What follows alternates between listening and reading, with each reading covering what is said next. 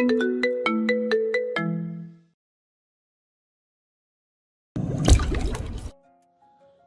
সমস্ত ভালোবাসা তোমার হৃদিতা, আমি সমস্তটাই তোমার।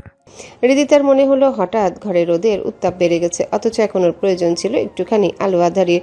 মুখটা লুকাতে পারলে বেশ হতো। অবশ্য এত লুকোচুরি ওর ধাতে নেই, তাই সরাসরি বলল। আমার দিক থেকেও তাই। মাহির হাসি বন্ধ করে বলল, তাই কি? সরাসরি না বলে আমার কথা নিচে ডট ডট কেন দিচ্ছ? তুমি বুঝেছো, তাতেই হয়েছে। বোঝানো দিয়ে কথা। এরপর থেকে বোঝাবো না আর। হৃদিতা হাসলো। সত্যি সত্যি বেলা চড়ছে। বাইরে খুটখাট শোনা যাচ্ছে রান্নাঘরের দিকে। হয়তো অনেকেই এতক্ষণে উঠে পড়েছে। মাহির হঠাৎ বলল, এবার তো সব ভালো ভালো জায়গায় অ্যাপ্লাই সময় শেষ হয়ে গেছে। কিছু কিছু ভার্সিটিতে ভর্তি পরীক্ষাও হয়ে গেছে। এই বছরটা প্রিপারেশন নাও, আমি বই এনে দেব। রিএডমিশন ব্যাচ কবে চালু হবে কোচিংয়ে খোঁজখবর রাখবো আমি।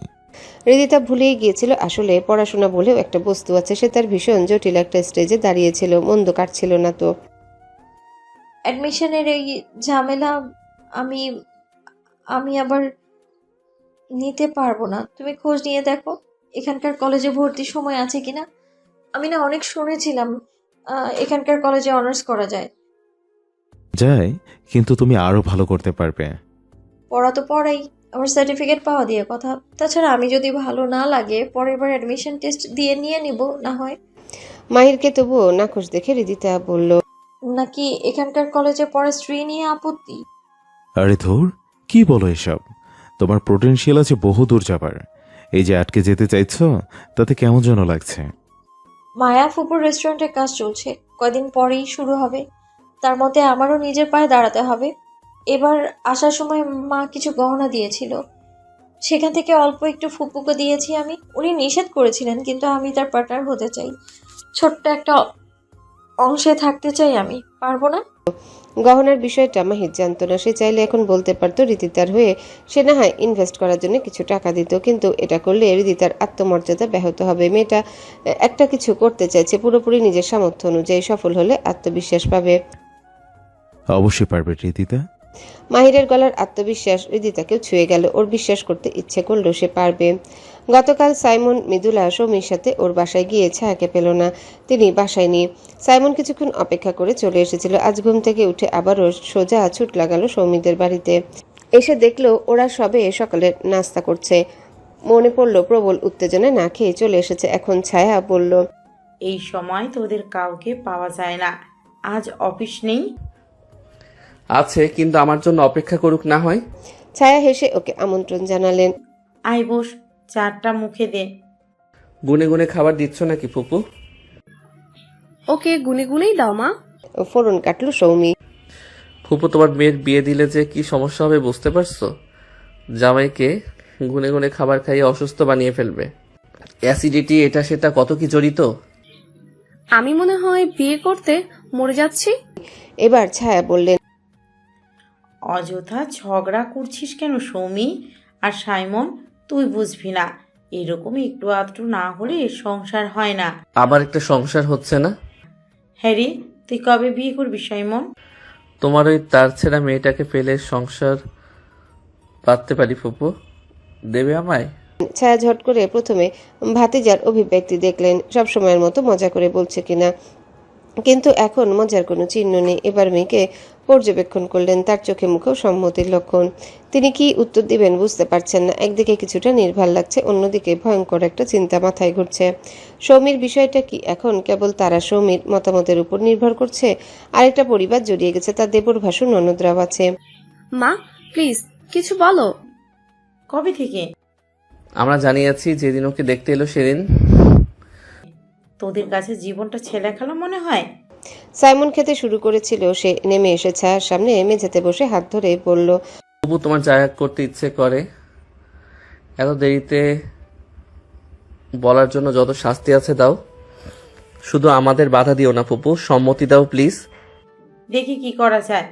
পুরোটা আমার হাতে নেই, এটা বলে রাখলাম। আর তোদের কাছ থেকে আরেকটু বিচক্ষণতা আশা করেছিলাম। কথা শেষ করে সাইমন চলে গেল খানিকটা আশ্বাস নিয়ে। ছায়া চিন্তা করছিলেন বিষয়টা নিয়ে। সৌমির মেজো চাচা এসেছেন এই বাড়িতে। আমাদের আম্মার তো আপত্তি নেই, ওদের বলে ফেলেছি সেইটা। এখন ওরা কইটা ডেট ঠিক করার জন্য বসতে চায়। আমার মনে হয় শুভ কাজে যত দ্রুত হয় ততই ভালো। সামনের শুক্রবারের পরে শুক্রবার হলে ভালোই হয় মনে হয়। ছায়ার মাথায় প্রবল চিন্তার ঝড়। মেয়ের জীবন নিয়ে আশঙ্কা। তিনি অবশ্যই মেয়ের ভালো চাইবেন, তাই বললেন, আমি তো কিছুদিনের সময় নিয়েছিলাম জানানোর জন্য। সৌম্যের মতের জন্য তো দেরি করার কথা ছিল। সেই সময় রাজি হয়ে গেলে তখন আর দরকার ছিল না অযথা সময় নেবার। এত ভালো পাত্র হাতছাড়া হয়ে যেতে পারে। কিন্তু সৌমি তখন হুট করে রাগের মাথায় বলেছিল, ওকে আবার জিজ্ঞাসা না করে মতামত দিলে কেন তোমরা? ভাবি, আপনি কিন্তু অযথা চাইতেছেন। এখন কি আপনার বাপের বাড়ির দিক থেকে কোনো পরামর্শ পাইছেন? ওরা এর চাইতে ভালো পাত্র জোগাড় করে নিতে এসেছে। সৌম্যের প্রতি কিন্তু তাদের মতো আমাদেরও সমান অধিকার আছে। এসবের প্রশ্ন আসছে কেন? আমি বলেছি ওর মতামত। ও কি চায় সেটা আগে জিজ্ঞেস করে নেওয়া উচিত ছিল। কয়টা ঘরে মেয়ের অনুমতি নিয়ে বিয়ে হয়? হঠাৎ দুই একটা। সবাই সংসার করছে না। দেখো, সৌমির মত নেই বিয়েতে। কয়টা ঘরে মেয়ের অনুমতি নিয়ে বিয়ে হয়? হঠাৎ দুই একটা। সবাই সংসার করছে না। সেদিন বলল কেন তাহলে? আমাদের কথার এখন ওজন আছে। ছেলের বাড়িতে এত কিছু বললাম, এখন কেমনে না করব? সম্ভব এটা? খেলা? একবার বলবে আপত্তি নাই, 10 মিনিটের পরে বলবে আপত্তি আছে, আবার আর একটা। ছায়া দিশেহারা বোধ করলেন। সাইমনের বিষয়টা তুলতে হবে, কিন্তু পরিস্থিতি অত্যন্ত বাজে দিকে মোড় নেবে। কি বিভৎস পরিস্থিতি! ছায়া কিছু বলার আগে কপাল চাপড়ালেন। একদিকে মেয়ের ভবিষ্যৎ, অন্যদিকে তার নিজের সংসারের এইসব মানুষজন। সৌমিকে ডাকি, তুমি নিজে জিজ্ঞেস করো যে এই বিয়েতে ওর মত আছে কিনা। ছায়ার কথায় সমীর চাচা সাদেকুলের তেমন কোনো হেলদোল লক্ষ্য করা গেল না। মত থাকা না থাকা তো কোনো সমস্যা না। আমরা ওর নিজের রক্ত, ওর তো কোনো খারাপ চাই না, ভালোই চাই। তাছাড়া ও আর কি মতামত দেবে? আমরা ওর গুরুজন, আমাদের মুখের উপরে কথা বলবে? ও একজনকে পছন্দ করে, সাদেক। এগুলো কি বললেন ভাবি? আমাদের ফ্যামিলির এই জিনিস আছে? ছি ছি, আমাদের সাথে থাকলে এমন সাহস পায় না। ভাইজান নাই, সে বেলেল্লাপনা শিখছে। ছায়া খোঁচাটা ধরতে পারলেন। সূক্ষ্মভাবে বোঝানো হলো যে নানার বাড়ি থেকে আদর পেয়ে মেয়ে বিগড়ে গেছে। ছায়ার মেজাজ খারাপ হলেও সংযম ধরে রেখে বললেন, সাদেক, আমি তোমার বড়, যেভাবে সম্মান দিচ্ছ এসবও শিখতে নিশ্চয়ই। সাদেকের সাথে তার স্ত্রী ছিল, এতক্ষণ চুপচাপ ছিল, এবার বলল, চলো, যার জন্য চুরি করব সেই বলে চোর, এইখানে থাকার দরকার নেই। সাদেকুর হঠাৎ করে চিৎকার করে বলতে লাগলো, ভাইয়ের মেয়ে আর আমাদের মেয়ে কি পর? ওর একটা ভালো বিয়ে হোক, এটাই তো চাইলাম আমরা। এর জন্য শত্রু হয়ে গেলাম? মেয়ে ভুল করলে শাসন করার কথা বলা যাবে না? ভুল হলে 100 বার শাসন করবে, কিন্তু এখানে ওর ভালো থাকার প্রশ্ন, জীবনের প্রশ্ন। সেখানে ওর মতামত নিতে হবে না। সংসারটাও ও করবে, তোমরা, আমরা না। এই বংশের প্রেমের নাম কেউ বলতে পারছে? আমাদের বাড়িতে এইসব নাই। আপনার দিক থেকে এইরকম আশকারা পাইছে। সাদেক, কথা বলার সময় চিন্তা করে বলবে। তুমি যেমন তোমার বংশ নিয়ে, সংস্কার নিয়ে গর্ব করো, আমিও করি। আমি বড় ভাইজানরে নিয়ে সন্ধ্যায় আসবো, আলোচনা হবে। বলেই ওরা বেরিয়ে গেল। বিষয়টা যে এখানেই থামবে না এটা তিনি খুব করে উপলব্ধি করলেন। সবই কিছুক্ষণ পর ভেতরে এলো। সে আর রাতুল ছাদে গিয়েছিল। মাকে কপালে হাত দিয়ে বসে থাকতে দেখে সৌমি জিজ্ঞাসা করলো, কি হয়েছে মা? তিনি উঠে সৌমির গালে চড় মারলেন। যদি জানিসই আরেকজনকে পছন্দ একেবারে শেষ করতে পারবি না, তাহলে সেদিন মত দেবার কি দরকার ছিল? ফাজলামো, ইয়ার্কি সব। সৌমি গালে হাত দিয়ে বিস্মিত দৃষ্টিতে মায়ের দিকে তাকালো। ছেলেবেলায় পড়ার জন্য বা দুষ্টুমি করে মাঝে মধ্যে মার খেয়েছে সে, কিন্তু সেসবের সাথে আজকের বিস্তর ফারাক। শেষ কবে মাকে এভাবে রেগে যেতে দেখেছিল ওর মনে পড়ে না। রাতুল ভয় পেয়ে স্তব্ধ হয়ে দাঁড়িয়ে আছে। কি হয়েছে মা? অবশেষে প্রশ্নটা মুখে এলো সৌমির। কি হয়নি, যা করছিস সেসবই হচ্ছে। তোর চাচারা তোর মতামত ওদের জানিয়ে দিয়েছে। এখন ডেট পাকাপাকি করতে চায়। রাগের মাথায় করে ফেলা একটা অসাবধানী মন্তব্য, একটা অপরিণাম দোষের স্বীকারোক্তি যে এতটা জটিল হয়ে উঠবে সেটা তখন কেন ভাবতে পারেনি। সবচাইতে বড় কথা, মাকে এর জন্য এসব কথা সহ্য করতে হচ্ছে। সে ভেতরে চলে গেল। সন্ধ্যায় কিভাবে বিষয়টা সামলাবে সেটা ভেবেই ভয় হতে লাগলো। পান্থের সময়টা এখন আগের চাইতে ভালো কাটছে। কোনো জবাবদিহিতা নেই, হীনমন্যতা নেই, জাজমেন্টাল মানুষ নেই, নিজেই নিজের মর্জির মালিক। মেসের কয়েকজনের সাথে বেশ বন্ধুত্ব হয়ে গেছে। আগে নিজের বাড়িতে নিজের মানুষের মধ্যে কি যে শূন্য শূন্য লাগতো, দম বন্ধ হয়ে আসতো।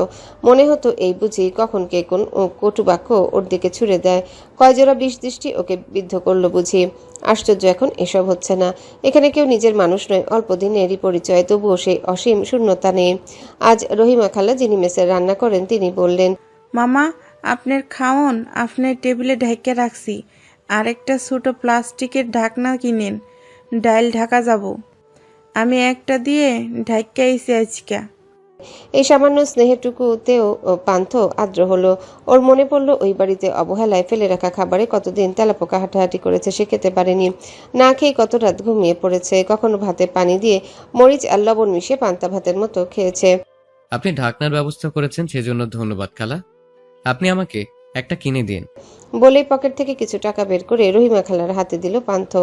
5 টাকা বাড়তি দিল খালার জন্যে। গতকাল একটা টিউশন থেকে টাকা পেয়েছে 300, আজ আরেকটা থেকে দেবার কথা। নতুন করে এই মাসে আরো দুটো শুরু করেছে। মৃদুলা চিঠির উত্তর দিয়েছে, ছোট্ট চিঠি, কিন্তু এত আনন্দ হয়েছে ওকে ভেবে যে মেয়েটা 2 কলম লিখেছে, এটাই শান্তির।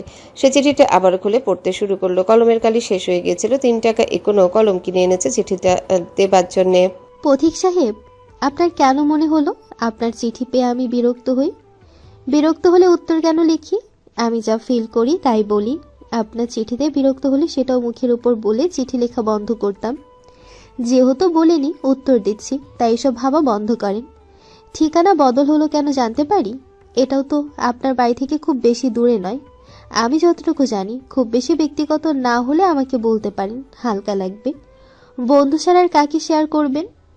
আমিও কিন্তু বর্ষার অপেক্ষায় আছি। একটা কদম না, আমি একগুচ্ছ কদম চাই, ঠিক আছে? এতে মৃদুলা। পান্থর খুব ইচ্ছে করলো নিজে যন্ত্রণার কথাগুলো বলতে, কিন্তু লিখলো না। লিখে বোঝানো সম্ভব নয়। সে লিখলো, আনন্দবাড়ির মেয়ে মৃদুলা, একগুচ্ছ কদম আর একটা বর্ষার প্রতীক্ষা থাকুক, তবে 2 তরফ থেকেই। কখনো কখনো অপেক্ষা সুন্দর। আমাকে প্রশ্রয় দিয়ে লোভ ধরাচ্ছেন। বন্ধুত্বের প্রতি আমার কি অদ্ভুত লোভ, সে আপনি জানেন না। আমি জীবনে ভালো কিছু পাইনি, অল্প যা পেয়েছিলাম ধরে রাখতে পারিনি, তাই ভয় হয় ভীষণ। আমার বন্ধুত্ব আমি ধরে রাখতে পারবো তো? আমি আপনাকে সমস্তই বলতে চাই, কিন্তু চিঠিতে সব ব্যক্ত করা সম্ভবপর হবে না। সামনাসামনি দেখা হলে কখনো বলবো। খুব ভালো থাকবেন। ইতি, আপনার বন্ধু পথিক। আচ্ছা, ওর এতটা দৈন্যদশা জেনে মৃদুলা দূরে সরে যাবে না তো? ভয় হয় পান্থের। ওদের পাশের রুম থেকে রবীন্দ্রসঙ্গীতের লাইন ভেসে আসছে। পান্থজনে সখাহে। হৃদিতা রেডি হয়ে মায়ের জন্য অপেক্ষা করছে, কথা ছুটাছুটি করছে। ওকেও হৃদিতা তৈরি করে দিয়েছে। পুচকে কথা বলতে না পারা মিষ্টি মেয়েটার সাথে ওর এখন ভারী সখ্যতা। আজ সকালে একটা অকাজ করেছে।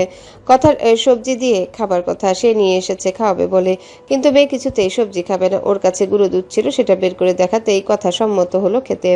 হৃদিতা সবজি ফেলে দিয়ে দুধের সাথে অল্প চিনি দিয়ে কথাকে খাইয়ে দিল। কথার জন্য ওর অদ্ভুত এক মায়া। তাছাড়া বাচ্চারা কান্নাকাটি করলে ওর ভালো লাগে না। তবে এটাও ও বুঝলো, মাঝে মধ্যে এমন চুরি করলেও সবসময় করা যাবে না। পুষ্টি চাহিদা পূরণ হতে হবে তো। হৃদিতা ভেবেছিল কেউ দেখেনি, কিন্তু একটু আগে যখন রেডি হয়ে বেরোচ্ছে, হঠাৎ সে কানের কাছে ফিসফিস করে বলল, এভাবে চুরি করলে হবে? কে কি চুরি করলো? তুমি? এগুলো কি ধরনের ফাজলামো? এর আগে একদিন ওই পাশের জানালার নিচে সবজি পড়েছিল। আজও দেখলাম একজন হাত সেদিক দিয়ে কিছু চালান করছে। আমি তখন পেছনের গাছগুলো আর আগাছা পরিষ্কার করছিলাম। ম্যাম, আপনি বৃক্ষ সেবা করতে রান্না করার সবজি খাওয়াচ্ছিলেন বুঝি? ছি ছি ছি, কি বিশ্রী একটা ব্যাপার। এই লোকের কেন তখনই ওই পাশে থাকতে হবে? এটা কি চুরি বলে? কথা সবজি খেতে পারে না, সেই জন্য। লুকিয়ে লুকিয়ে যা করা হয় তাই চুরি। হৃদিতা অবশ্য ছাড় দেবার মুডে নেই। যুদ্ধং দেহি অবতারে হাজির তখন সে।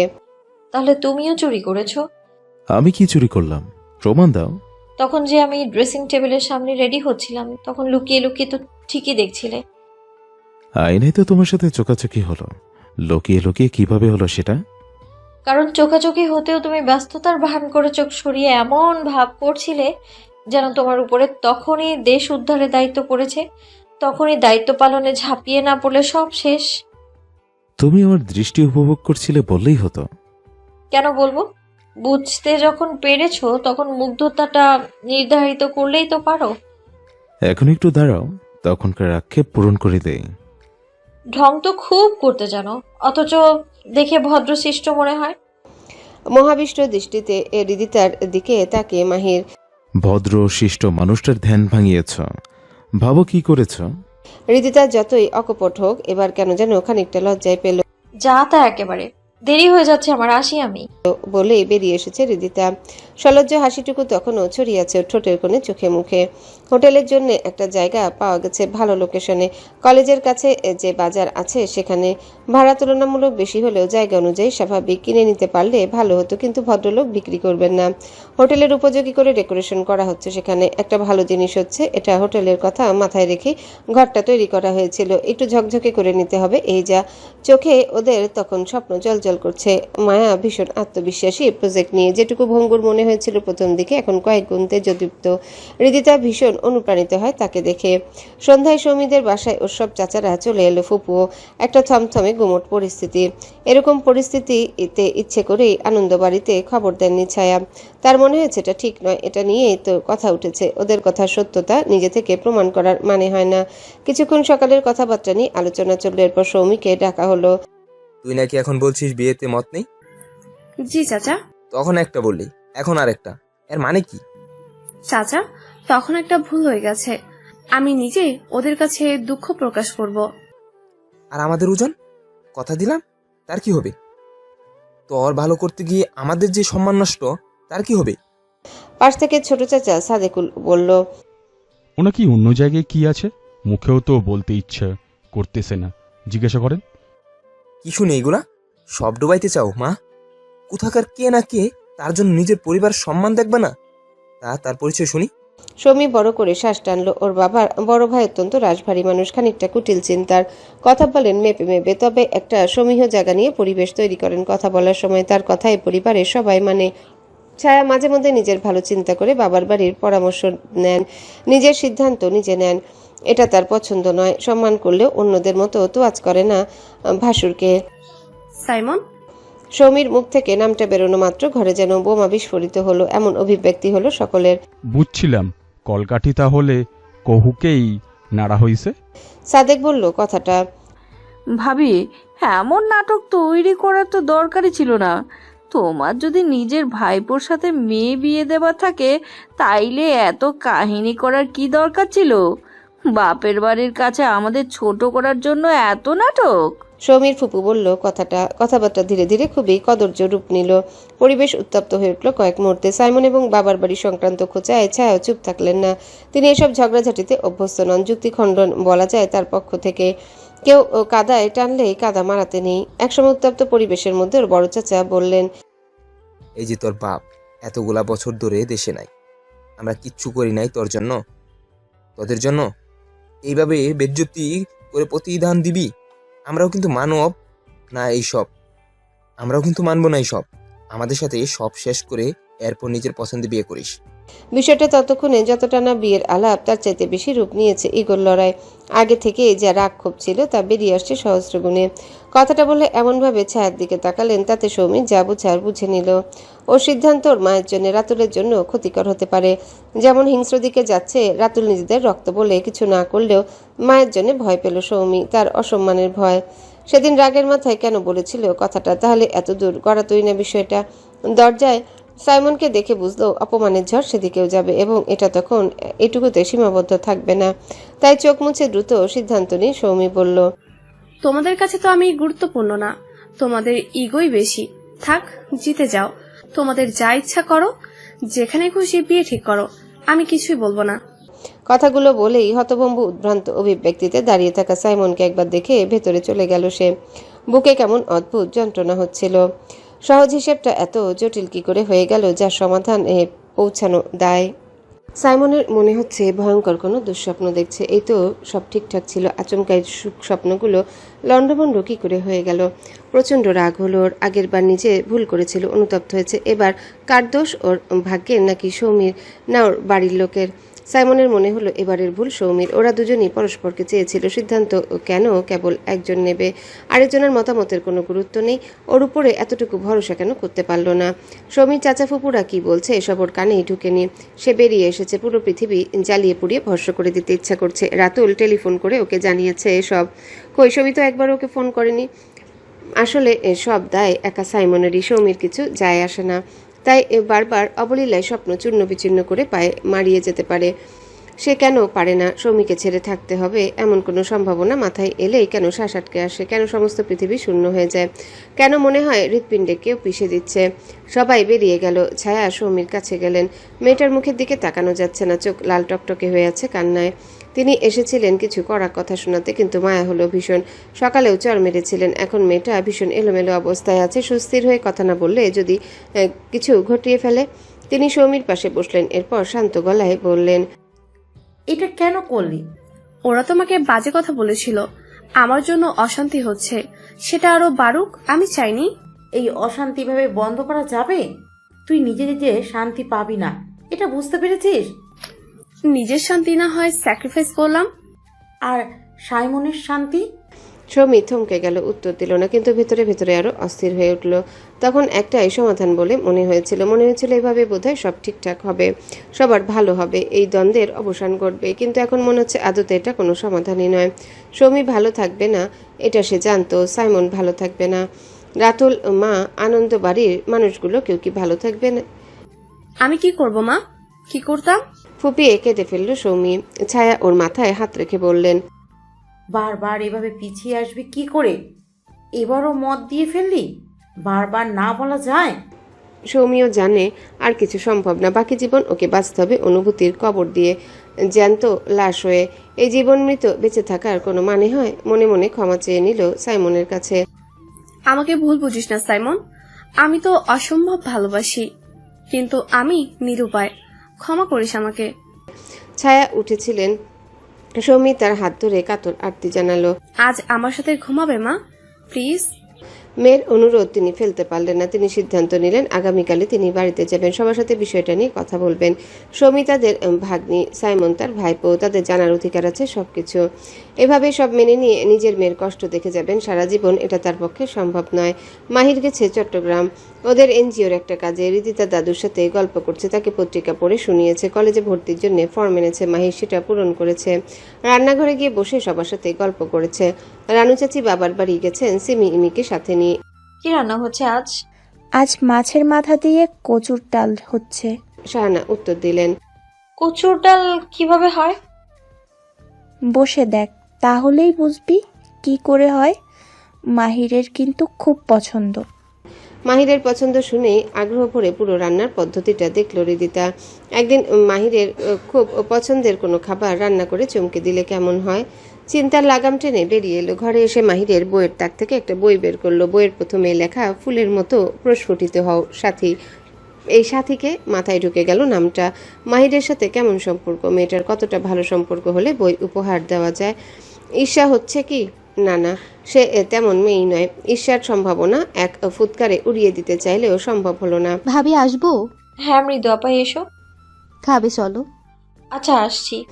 বলে বইটা রেখে দিতে মৃদুলা প্রায় চেঁচিয়ে বলল, আরে এই বইটা কত খুঁজেছি, ভাইয়ার তাকে আমি রেখেছি নাকি ও নিজেই রেখেছে মনে নেই। এটা তোমার বই? হ্যাঁ, আমার হলের বড় আপু তার বিদায়ের সময় বইটা আমাকে গিফট করেছিল। আমি আমার তাক গোছানোর সময় খুঁজে পাইনি, ভেবেছি হারিয়ে গেছে। আপু আমাকে এত আদর করতো, তাই কষ্ট লেগেছে যে আপুর দেওয়া জিনিসটা হারিয়ে ফেললাম। হৃদিতা হাসলো অকারণে। কি অদ্ভুত, ওর সব চিন্তা ভাবনায় কেন ঘুরে ফিরে মাহিরে আবদ্ধ হয়ে যাচ্ছে। তার উপর কি উদ্ভট ভাবনা, সে কি সংকীর্ণ মনে হয়ে যাচ্ছে। সকালে সকলের গন্তব্য বহিমুখী হলো। সৌমিকে ওর ফুপু এসে রেডি করে পাঠিয়ে দিলেন ডাক্তার পাত্রের সাথে দেখা করতে। ছায়া নিষেধ করেননি, তিনি আগে ভাইদের সাথে আলোচনা করতে চান। তিনি বেরিয়ে পড়লেন বাবার বাড়ির উদ্দেশ্যে। সাইমন অনেক রাতে বাসায় ফিরেছিল, কারোর সাথে দেখা হয়নি, শুধু মায়া দরজা খুলে ওকে খাবার দিয়েছিল। সকালে রাতুল ওকে টেলিফোন করে জানালো সৌমি ওই পাত্রের সাথে দেখা করতে গেছে। যত রাগী থাকুক বিষয়টা সে চাইলেও এড়িয়ে যেতে পারল না। কোথায় গেছে জেনে নিয়ে সেও বেরিয়ে পড়ল। ডাক্তারের চোখ যদি উপড়ে না নিয়েছে তবে তার নাম সাইমন নয়।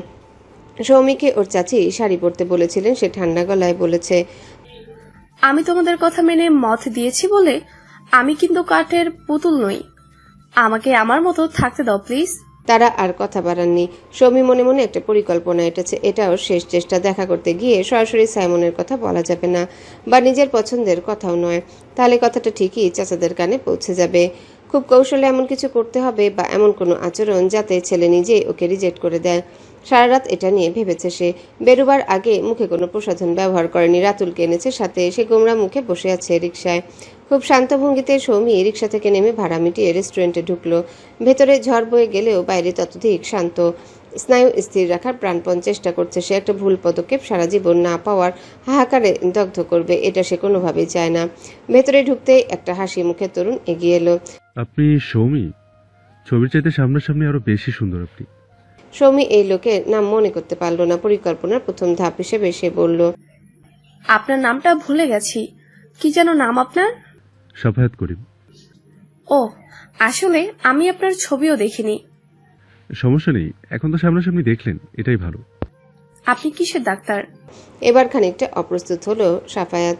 ওরা বসেছে ততক্ষণে। এটা কেমন প্রশ্ন ভাবছে সে। অর্থোপেডিক। ইচ্ছাকৃত মেকি তাচ্ছিলের একটা ভঙ্গি করলো সৌমি, যেন পুরোটা শুনতে ইচ্ছুক না। আপনি কোনো কারণে বিরক্ত? এই প্রশ্নের সরাসরি উত্তর দিতে পারলে শান্তি পেত। আপাতত মনে মনে আওড়ে নিয়ে সন্তুষ্ট থাকতে হলো। অবশ্যই বিরক্ত, শুধু বিরক্ত না, অসহ্য রকমের বিতৃষ্ণা জন্মেছে। মুখে বলল, আমি এরকমই সবসময় এভাবেই কথা বলি। আমি কিছুটা অফেন্ডেড ফিল করছি। তার জন্যই তো বলছি।